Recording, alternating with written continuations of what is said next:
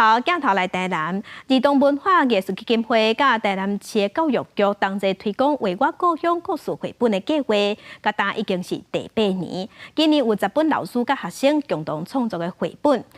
基金会即马是表示，因计划讲，伫明年要互台南的每一区拢有家己的绘本。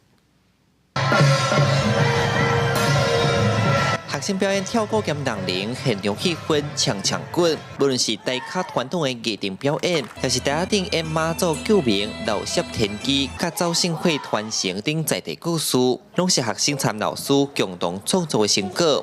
儿童文化艺术基金会参担市教育局推出家乡故事绘本的创作，到达第8档，先带学生去社区找找在地故事的题材，才进行文艺多样的创作。拿出版册，甚至个用演戏的方式。 播给大家看。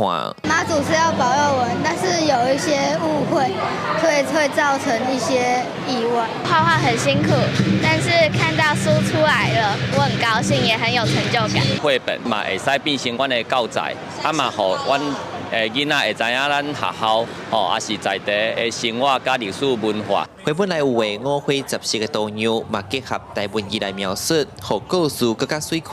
真侪民众排队买册，要互小作家签名做纪念，互囡仔真有成就感。今年有9间学校参加，过程中培养囡仔关心故乡这片土地，嘛互因更加明白在地文化。 儿童文化艺术基金会执行长指出，目前村生涯段内也未出版绘本，因拍拼明年要完成台南区有绘本的目标。感觉家己是名车同款，逐档安尼累积起来，台南拢总有37区，啊，伫咧明年的时阵吼，就会当区拢有囡仔斗阵参与的家乡的故事，啊，拢总会有88本。主办单位有规划要巡回展览，按照明年年初起稿，因望全台行透透，要甲更较侪人了解台南在地故事。